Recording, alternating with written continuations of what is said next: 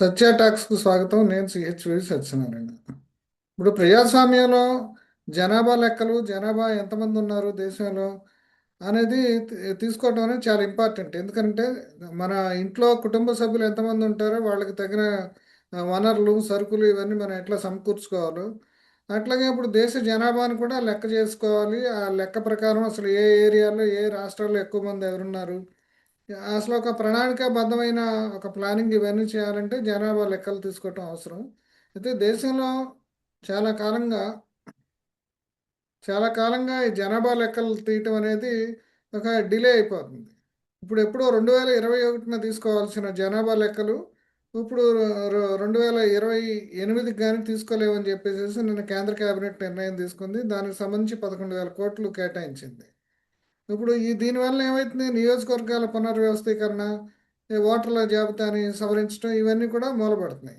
ఇప్పుడు అందుకనే ఈ ఈ నిర్లక్ష్యం వల్ల జరిగే నష్టాలు, ఇది ఫ్యూచర్కి ఎట్లా దీని ప్రభావం చూపెడుతుంది, ఈ అంశాలన్నీ మనతో చర్చించడానికి సీనియర్ జర్నలిస్టు, తెలుగు తోరణం పత్రిక సంపాదకులు అన్నవరం బ్రహ్మయ్య మనతోటి ఉన్నారు. ఆయన అడిగి మరిన్ని వివరాలు తెలుసుకుందాం. బ్రహ్మయ్య గారు నమస్తే అండి. నమస్తే సత్యనారాయణ గారు. అదండి, ఇప్పుడు ఇన్నాళ్ళని ఇప్పుడు మొన్న కేంద్ర కేబినెట్ సమావేశంలో ఎప్పుడో జరపాల్సిన జనసేకరణకు సంబంధించిన డీటెయిల్స్, వాటికి కొంత బడ్జెట్ కేటాయించారు. దానికి కూడా 2028 దాకా సాగేదట్టుంది. వాళ్ళు 27 అని చెప్పినా సరే. దీని మీద మీ అవునండి. కామెంట్ ఏంటి? అసలు ఈ వార్తలో ఏంటి, అసలు కేబినెట్ తీసుకున్న నిర్ణయం ఏంటి?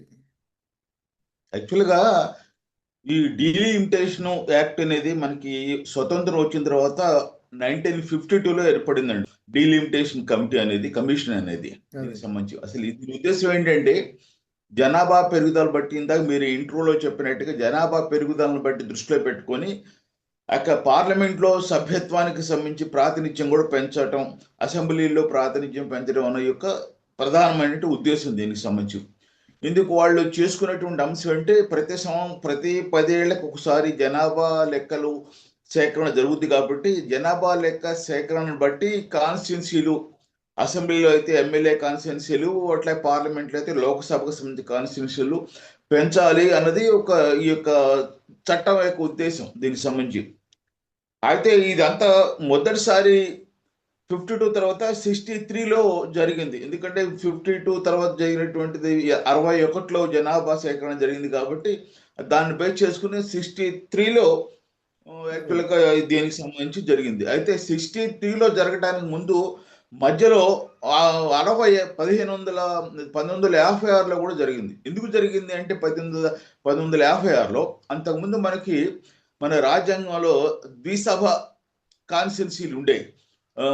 రెండు ఒకే నియోజకవర్గం నుంచి ఇద్దరు సభ్యులు ఉండేవాళ్ళు. అంటే ఎస్సీ ఎస్టీ రిజర్వేషన్కి సంబంధించి మనకి 53 మంది వరకు అట్లా ఉండేదంటే ఉదాహరణకు విజయవాడ పార్లమెంట్ని జనరల్ సీట్తో పాటు ఒక జనరల్ అంటే ఒక ఉన్నత వర్గానికి చెందినటువంటి పార్లమెంటు సభ్యుడితో పాటుగా ఇక్కడ ఎస్సీ జనాభా ఎక్కువ ఉన్నట్లయితే ఒక ఎస్సీ పార్లమెంట్ సభ్యుడు కూడా విజయవాడకు రిప్రజెంటేట్ చేసేవాళ్ళు. అంటే ఒక విజయవాడ నుంచి దీని ద్విసభ శాసనసభ్యులు అని చెప్పేసి నియోజకవర్గ అనేవాళ్ళు దీనికి సంబంధించి. దీన్ని వాళ్ళు ఏం చేస్తారంటే 56లో జరిగినటువంటి డీలిమిటేషన్ యాక్ట్ 7 ప్రకారం ఉన్న కాన్స్టిట్యున్సీలోనే ఎస్సీలకి కొంత కేటాయించడం, ఇద్దరు ఉండకుండా ఒకే కాన్స్టిట్యున్సీకి ఇద్దరు ఉండకుండా అని చెప్పేసి. అప్పుడు మొత్తం జనాభాలో ఎస్సీ జనాభా ఎంత, దాని ప్రకారం ప్రపోర్షనేట్గా దానికి సంబంధించిన నిష్పత్తి ప్రకారం ఎస్సీలకు సంబంధించిన సీట్లు కేటాయించారు. ఇవాళ 16% సీట్లు ఎస్సీలకు చెప్పుకుంటున్నారంటే జనాభా ప్రకారం 16%, 7% ఎస్టీలకు కేటాయించారు. 7% సీట్లు జనాభా ఉంది కాబట్టి మొత్తం చట్టసభల్లో 7% ఎస్టీలకి, 16% ఎస్సీలకి సీట్లు కేటాయించి మిగతాయి మాత్రం జనరల్గా నిర్వహించడం ప్రారంభించారు. అప్పటి నుంచే ప్రారంభించారు దీనికి సంబంధించి. అప్పటి వరకు జరిగింది. ఆ తర్వాత మళ్ళీ మీ ముందుగా అనుకున్నట్లుగా 63లో జనరల్గా అన్ని చోట్ల జరిగినాయి. అయితే ప్రతిసారి కూడా ఈ డీలిమిటేషన్ చేసేటప్పుడు రాజకీయాలు ముందుకు వస్తాయండి.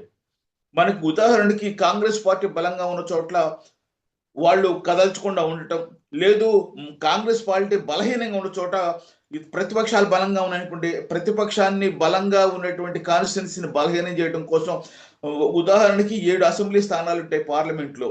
దానికి రెండో మూడో స్థానాల్లో కమ్యూనిస్టులకు బలంగా ఉన్నారనుకోండి, ఆ రెండు అసెంబ్లీ స్థానాలను ఏం చేసేవాళ్ళు అంటే వేరే అసెంబ్లీకి ఒకదానికి, ప్రస్తుతం దానికి అసెంబ్లీకి ఒకదానికి అట్లా చేసి ప్రతిపక్ష పార్టీకి సంబంధించిన ఓట్లను చీలిపోయే విధంగా వాళ్ళు ఏర్పాటు చేసేవాళ్ళు. ఇది రాజకీయాలు మనకి ఎవరైతే అధికారంలో ఉన్నారో వీళ్ళకి ఇవన్నీ జరుగుతూ ఉంటాయి. అందుకోసమే ఈ డీలిమినేషన్ అనేది ఒక రాజకీయాలతో కూడుకున్న అంశం.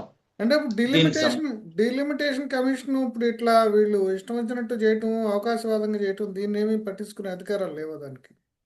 డీలిమిటేషన్ కమిషన్ నియమించేదెవరు? అధికారంలో ఉన్నటువంటి పార్టీనే నియమిస్తుంది. అదే ప్రతిసారి వాళ్ళు ఆ కమిషన్ రెగ్యులర్ గా మీకు ఎన్నికల సంఘం లాగా ఉండేది కాదు. ఇది ఎప్పటికప్పుడు కమిషన్ నియమిస్తూ ఉంటుంది దీనికి సంబంధించి చేయాలనుకున్నప్పుడు. అది మీకు ఎన్నికల సంఘం శాశ్వతమైనటువంటి బాడీ అది. బట్ ఎన్నికల డీలిమిటేషన్ అనేది శాశ్వతమైనది కాదు. దానికి సంబంధించి వాళ్ళు ఎప్పటికప్పుడు నియమిస్తుంటారు. దాని యొక్క టర్మ్ పెంచుతూ ఉంటారు అవసరాన్ని బట్టి దీనికి సంబంధించి. అందువల్ల ఏంటంటే రద్దు అయిపోద్ది. ఏమంటారు, పని అయిపోగానే అది రద్దు అయిపోద్ది. కట్ అయిపోతుంది. అందుకోసం దీనివల్ల ఎప్పుడైతే శాశ్వతంగా లేదో ఈ సంస్థ, ఈ రాజకీయాలు అనేది చోటు చేసుకోవటం చాలా సహజంగా జరిగే ప్రక్రియ. దీనికి సంబంధించి మొన్న మీరు చెప్పినట్టుగా ఇంట్రోలో చెప్పినట్టుగా మళ్ళీ దీన్ని యాక్చువల్గా మనకు 2002 జరగాలి. 2002 జరగటానికి ముందు ఏం జరిగిందంటే రకరకాల కారణాల వల్ల జనాభా సేకరణ జరగలేదు. ఆ తర్వాత కోవిడ్ రావటం, ఇటువంటి కారణాల వల్ల వాయిదా పడుతూ వచ్చింది. వాయిదా పడుతూ వచ్చిన తర్వాత ఈ ఈ 90 యాక్చువల్గా మనకి 73లో జరగాలి. 73 దగ్గర నుంచి వాళ్ళు ఏం చేశారంటే వాయిదా వేసుకుంటూ వచ్చేసి మనకి 2002లో ఎట్టకేలకు చేశారు. ఆ 2002లో చేసినప్పుడే మనకి ఇప్పుడు 543 స్థానాలకు వచ్చింది. అయితే అది పాతదే. వాళ్ళు ఏం చేశారంటే అడ్జస్ట్మెంట్లు చేశారు తప్ప కొత్త స్థానాలు పెంచడం. మనకి 2002లో జరిగినది ఏంటంటే మార్పులు చేర్పులు అన్నది నంబర్ పంచలేదు లోక్సభ స్థానాలు. ఇది యాక్చువల్గా లోక్సభ స్థానాలు మనకి 1973 అంటే 1973లో మనకు అంతకుముందు 522 స్థానాలు ఉండేవి. ఈ 1973లో దాన్ని ఏం చేశారంటే 543 స్థానాలకు పెంచారు. ఆ తర్వాత మళ్ళీ పెంచలేదు. ఆ తర్వాత 2002లో సరిచేసినప్పటికీ కూడా కేవలం వాళ్ళు చేశారంటే సంఖ్య పెంచలేదు, పరిమితులు మాత్రమే జస్ట్ యొక్క పరిధులు ఉంటాయి చూసా, పరిధుల్లో మార్పు చేసుకుంటూ వచ్చారు. అంతకు మించి ఏం జరగల. సో నిజానికి మనం చూసుకుంటే మన జనాభా ప్రకారం ఇప్పుడు 20 కోట్ల లోపు ఉండేటటువంటి అమెరికా జనాభాలో దాదాపు 500 మంది సభ్యులు ఉన్నారు. కానీ మనకి సంబంధించి చూసుకున్నట్లయితే మన జనాభా ఎంత ఉన్నదంత 543 మంది ఉన్నారు. మన జనాభాతో పోల్చి ఎంత కావాలి? సంఖ్య పెరుగుద్దని చెప్పేసి ఇటీవల కొత్తగా జరిగినటువంటి పార్లమెంటు భవన నిర్మాణంలో కూడా సీట్ల సంఖ్య పెంచారు. కానీ జనాభా ప్రపోర్షనేట్ గా మాత్రం సీట్లు సంఖ్య పెంచడం సాధ్యం కాదనే భావనకు వచ్చింది దీనికి సంబంధించి. సో ఈ రాజకీయాలు ఈ మరి జనాభాకి ప్రపోర్షనేట్ గా పార్లమెంట్ లో కానీ అసెంబ్లీలో కానీ ప్రాతినిధ్యం లేకపోతే అది ప్రజాస్వామ్యం ఎట్లా అవుతుందండి? అది నిజం. అదే నేను చెప్పేది. ప్రజాస్వామ్యం అంటేనే మనం అందరూ కూడా మన యొక్క ఓటు హక్కు ద్వారా మన ప్రతినిధిని చట్టసభకు పంపిస్తాం. మన ఇప్పుడు సర్వసత్తాక ప్రజాస్వామ్యం అంటే మన యొక్క ఏదైతే మన హక్కు ఉంటుందో దాన్ని ఒక సభ్యుడికి ఇస్తాం. ఆ సభ్యుడి ద్వారా మన యొక్క హక్కును సాధించుకుంటాం. అయితే ఇక్కడ వీళ్ళు రకరకాల కారణాలు చెప్పేసి ఆ ప్రాతినిధ్యం నిష్పత్తి రకరకాల వాళ్ళు ఒక చట్టసభల్లో ఉన్న వాళ్ళే నిర్ణయించుకునే పరంగా ఉంటుంది తప్ప ఆ తర్వాత వీళ్ళు నిజంగా ప్రజలే కోరుకుంటున్నారు అనే దానికి మాత్రం వీళ్ళు చేయట్లేదు. దీనికి సంబంధించి అంటే రాజకీయాలే ప్రధానంగా ఉద్దేశంతో ఈ యొక్క డీలిమిటేషన్ అనేది జరుగుతూ ఉంది ఇప్పటి వరకు.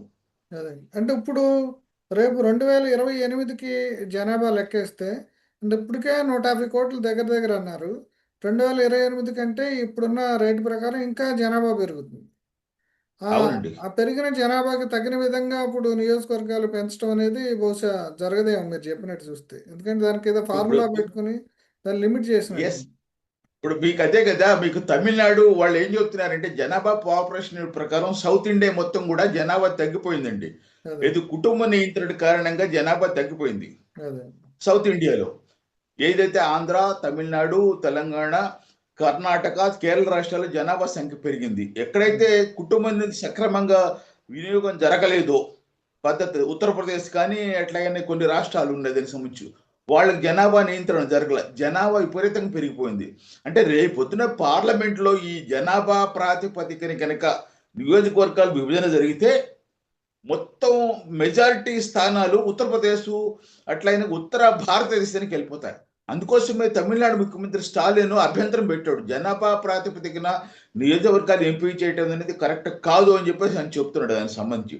దాని కూడా మధ్య మార్గంగా వాళ్ళు ఈ ఒక సీలింగ్ పెట్టి ఉన్న స్థానాలు ఏవైతే ఉన్నాయో అవి తగ్గకుండా కొత్త వాళ్ళకి పెంచకుండా ఏం చేస్తే బాగుంటుంది అని ఒక ఆలోచన చేస్తున్నారు. దీనికి సంబంధించి దాని మీద కూడా పెద్ద చర్చ జరుగుతుంది ప్రజెంట్. అంటే ఇప్పటికే ఉత్తరప్రదేశ్లో ఎక్కువ స్థానాలు వచ్చిన ప్రభుత్వం ఏదుంటే దాని డామినేషన్ రాజకీయాల్లో, అట్లాగే అవునండి, ఆ రాష్ట్రం డామినేషన్ ఉంటుంది, అక్కడ సభ్యుల డామినేషన్ ఉంటుంది.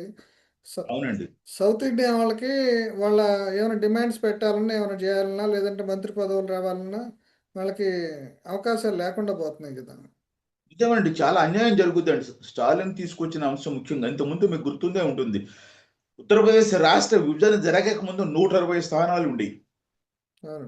అంటే 120 స్థానాల నుంచి యూపీలో మెజారిటీ సాధిస్తే ప్రధాని అయిపోవచ్చు అన్న స్థాయిలో ఉండేది అప్పుడు. ఉండేది ఆ రోజుల్లో. ఎందుకంటే 120 నుంచి మొత్తం ఉత్తరాఖండ్ ఏర్పడిన తర్వాత ఆ స్థానాలు 80కి పడిపోయినాయి ఉత్తరప్రదేశ్కి. అయినప్పటికీ స్టిల్ అదే దానికి మోనోపలీగా ఉంది ఇవాళకి కూడా. ఇవాళకి అత్యధిక స్థానాలు కలిగినటువంటి లోక్సభ స్థానాలు కలిగిన రాష్ట్రం ఎవరంటే ఉత్తరప్రదేశ్ దీనికి సంబంధించి. అంతకుముందు దక్షిణాది రాష్ట్రాల్లో ఆంధ్రప్రదేశ్ 42 స్థానాలతో పటిష్టంగా ఉండేది, చాలా బలంగా ఉండేది, చాలా కీలకంగా వ్యవహరించేది. ఎప్పుడైతే రాష్ట్ర విభజన జరిగిపోయిందో ఇక్కడ మారిపోయింది సంఖ్య. మారిపోలేక ఆంధ్రప్రదేశ్ యొక్క ప్రాధాన్యత కూడా తగ్గిపోయింది. రేపొద్దున ఈ నియోజకవర్గాల విభజనకు సంబంధించిన వ్యవహారాల్లో సరైన సైంటిఫిక్ పద్ధతి లేకపోతే దక్షిణాది రాష్ట్రాలకు తీవ్రమైన అన్యాయం జరుగుద్ది. కాబట్టి ఈ నియోజకవర్గాల విభజన చేసే సమయంలో జనాభా ప్రాతిపదిక కాకుండా అన్ని ప్రాంతాలకి ఎట్లా ప్రాతినిధ్యం పెంచాలి అనే అంశం మీద చర్చించాల్సిన అవసరం ఉంది దీనికి సంబంధించి. అంటే ఇప్పుడు కేంద్ర ప్రభుత్వం ఈ సరకు సంబంధించి ఓటర్ల జాబితాల్లో ఇప్పుడు ముస్లిమ్స్ లేదంటే వాళ్ళందరూ ఉండకుండా చూసుకోవాలని ఇట్లా రకరకాల ఈ విషయాల మీద చూపించినంత శ్రద్ధ ఇప్పుడు దాని మీద చూపించలేదు అనిపిస్తుందండి. ఇప్పుడు డీలిమిటేషన్ మీద కానీ జనాభా సేకరణ మీద కానీ, ఎందుకంటే ఒక ఐడియాలజికల్గా గవర్నమెంట్ పనిచేస్తుంది కానీ ఇప్పుడు డెమోక్రటిక్గా కానీ లేదంటే టెక్నికల్గా కానీ బిహేవ్ చేయట్లేదు అనిపిస్తుంది. దీని మీద మీ కామెంట్ ఏంటి? రూటుగా వెళ్ళిపోతున్నారండి. వేస్తే ఇప్పుడు జనాభా ప్రాతిపదిక చేశారనుకుంటే ఉత్తరాది రాష్ట్రాల ప్రయారిటీ పెరిగిపోద్ది. వాళ్ళకి అది కావాల్సింది కూడా అదే కేంద్రంలో ఉన్నటువంటి ప్రభుత్వానికి. దక్షిణాది రాష్ట్రాలు వాళ్ళు మతానికి అంత ప్రయారిటీ ఇవ్వరు, కాస్త రేషనల్గా ఉంటారు. కాబట్టి దక్షిణాది రాష్ట్రాలను దెబ్బతీయాలంటే ఉత్తరాది రాష్ట్రాలకు సంబంధించినటువంటి స్థానాలు పెంచడం, ఇటువంటి అంశాలు కూడా వాళ్ళ ఆలోచనలో ఉన్నాయి కొన్నిటికి. కానీ దక్షిణాది రాష్ట్రాల నుంచి పటిష్టమైన వ్యతిరేకత వస్తుంది ఇప్పుడు. ఆ నేపథ్యంలోనే ఇప్పుడు ఆలోచన చేస్తున్నారు ఏం చేయాలని చెప్పేసి. ఫైనల్గా డిలిమిటేషన్ సంబంధించి ఏ రకమైన చర్యలు తీసుకోవాల్సిన అవసరం ఉంటుందనే చెప్పండి మీరు ముగింపులో. ఒకటండి, డీలిమిటేషన్ మాత్రం ఖచ్చితంగా జరగాలి. ఎందుకంటే మొత్తం ప్రజలకు ప్రాతినిధ్యం వహించే విధంగా ప్రజల యొక్క సమస్యలు స్పందించడానికి టైం తీసుకోవడానికి బాగుంటుంది. కానీ అయితే ఇప్పుడు డీలిమిటేషన్ పేరిట ఉత్తరాది రాష్ట్రాలకి ఎక్కువ స్థానాలు ఇచ్చి దక్షిణాది రాష్ట్రాలకి తక్కువ స్థానాలు వచ్చే విధంగా చేసే పద్ధతిని మాత్రం ఎవరు హర్షించరు దీనికి సంబంధించి. కాబట్టి ఈ రెండింటిని సమన్వయం చేసే విధంగా ఒక రేషనల్ సిస్టమ్, హేతుబద్ధమైన విధానంలో డీలిమిటేషన్ జరగాలి. దక్షిణాది ఉత్తరాది ప్రాంతాలకు సమతూకం సమన్యాయం జరిగే విధంగా డీలిమిటేషన్ జరగాలి. ఇప్పుడు కాకపోతే కేంద్ర ప్రభుత్వం మళ్ళీ ప్రకటించింది కాబట్టి రేపు 26 అని చెప్పి అనుకున్నారు. రేపు 26 కూడా జరగదు. 26 అంటే నెక్స్ట్ ఎన్నికలు కూడా పాత స్థానాల్లో జరుగుతాయి. ఆ తర్వాత జరిగే అంటే దాదాపు 32లో ఈ డీలిమిటేషన్ జరగవచ్చు అని చెప్పేసి ఇప్పుడు వార్తలు వస్తున్నాయి. దీనికి సంబంధించి మనం వేచి చూద్దాం ఏం జరుగుద్దని. ఓకే, థ్యాంక్ యూ అండి బ్రహ్మయ్య గారు. Very nice. Thank you.